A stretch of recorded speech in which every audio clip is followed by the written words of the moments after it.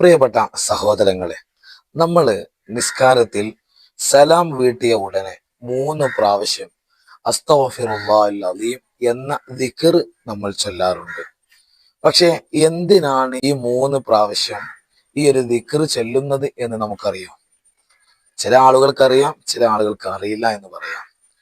ഇവിടെ ഞാൻ പറയുന്നത്, നമ്മൾ ഏതൊരു കാര്യവും ചെയ്യുകയാണെങ്കിൽ ഈ ഒരു കാര്യം ചെയ്താൽ എനിക്ക് ഈ ഒരു കാര്യം ചെയ്താലുള്ള ബെനിഫിറ്റ്, ഈ കാര്യം ചെയ്താലുള്ള പ്രതിഫലം എന്താണ് എന്ന് മനസ്സിലാകാതെ നമ്മൾ ചെയ്താൽ അതിലൊരു വൃത്തി ഉണ്ടാവുകയില്ല, അതിലൊരു റാഹത്ത് ഉണ്ടാവുകയില്ല.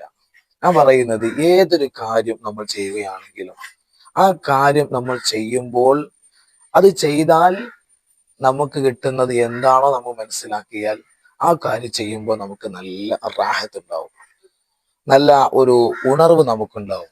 അതുകൊണ്ട് തന്നെ നിസ്കാരത്തിൽ സലാം വീട്ടിയ ഉടനെ നമ്മൾ ചെല്ലുന്ന 3 പ്രാവശ്യം അസ്തഗ്ഫിറുല്ലാഹൽ അലീം, അത് നമ്മുടെ നിസ്കാരത്തിൽ വല്ല അശ്രദ്ധമായി എന്തെങ്കിലും പോരായ്മകൾ സംഭവിച്ചിട്ടുണ്ടെങ്കിൽ അത് പരിഹരിക്കാൻ വേണ്ടിയാണ് 3 പ്രാവശ്യം അസ്തഗ്ഫിറുല്ലാഹൽ അലീം എന്ന് നമ്മൾ ചൊല്ലുന്നത്. അതിനുശേഷമുള്ള ദിക്റുകളുണ്ട്, 33 തവണകളെ ദിക്റുകൾ ചൊല്ലേണ്ടതുണ്ട്. അതിലേക്കൊന്നും ഞാൻ ഇപ്പൊ കിടക്കുന്നില്ല. നെക്സ്റ്റ് വീഡിയോയിൽ ഇൻഷാ അല്ലാഹ് അതുമായി ബന്ധപ്പെട്ടുള്ള വീഡിയോകളിൽ നമുക്ക് കേൾക്കാവുന്നതാണ്.